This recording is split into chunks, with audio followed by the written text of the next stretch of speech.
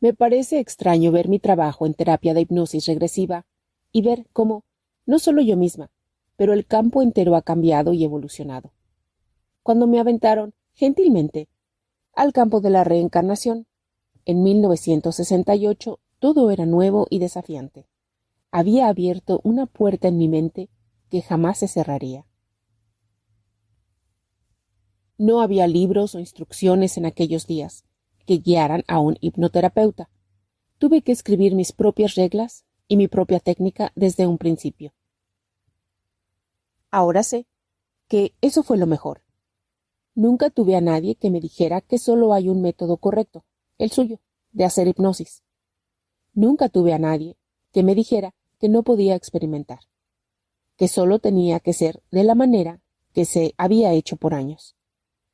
Sé que solo enseñaban lo que se les había enseñado, por alguien que había sido enseñado por alguien más, indefinidamente.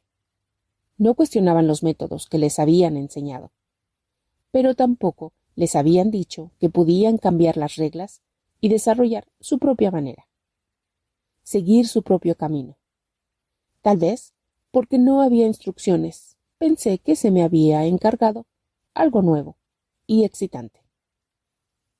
Descubrí viajar a través del tiempo, ir al pasado y poder revivir la historia tal y como estaba ocurriendo, ya que no sabía qué podía y qué no podía hacer. Elegí poner a prueba las habilidades de la mente y descubrir que es posible por medio de la hipnosis. Claro, me había tomado muchos años hacer estos descubrimientos, y todavía estoy descubriendo nuevas maneras de usar la hipnosis y nuevas maneras de obtener información.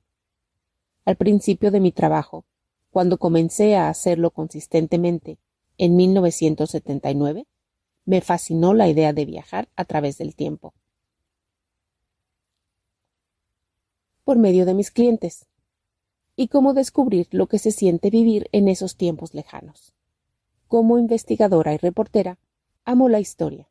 ¿Qué mejor manera de buscar que visitar esos periodos de tiempo y hacer preguntas para obtener información? De allí fue de donde surgió mi primer libro de información, obtenida de cientos de clientes. Mi concepto de reencarnación en esos primeros días ahora parecen muy simples. Aún así, era todo lo que yo conocía. También era lo único que la mayoría de la gente conocía hoy, porque solo la aceptación que hemos vivido más de una vez es impactante y te cambia la vida. La manera en la que hemos sido educados desde niños, con el lavado de cerebro de la Iglesia, se necesita un alma valiente y con agallas para salirse de esa tradición y empezar a cuestionar. Preguntas a las cuales la Iglesia no tiene respuestas o no se puede discutir. Si no está en la Biblia, entonces no necesitas saberlo. Tendrás respuestas a todas las preguntas cuando mueras. Tal vez tienen una tarjeta de registros ahí arriba que lo explica todo. Hay más y más gente que no está dispuesta a esperar hasta la muerte para encontrar las respuestas.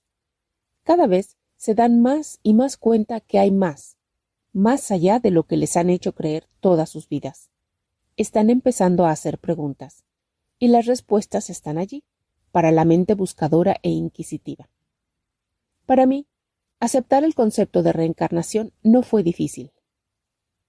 Nací bajo la religión protestante, mayormente bautista del sur. Enseñé en la escuela dominical, canté en el coro, y aún así siempre tuve ese sentimiento perturbador de que hay algo más. Tenía preguntas que la Biblia o mi sacerdote no podían contestar. Muchas veces me sentaba en la congregación de los domingos escuchando el sermón, y me inquietaba el levantar mi mano y cuestionar lo que se decía. Pero tal vez significa esto o lo otro. ¿Cómo saberlo? Claro, siendo civilizada y una buena ciudadana, no podía hacer eso. Así que me resigné a enseñar la doctrina dominical. Las historias eran interesantes, y no tuve que involucrarme en las enseñanzas del dogma en el que ya no creía. Con el tiempo, al involucrarme más y más en la metafísica, solo guardé mis creencias para mí sola. Son demasiado preciadas para mí como para exponerlos a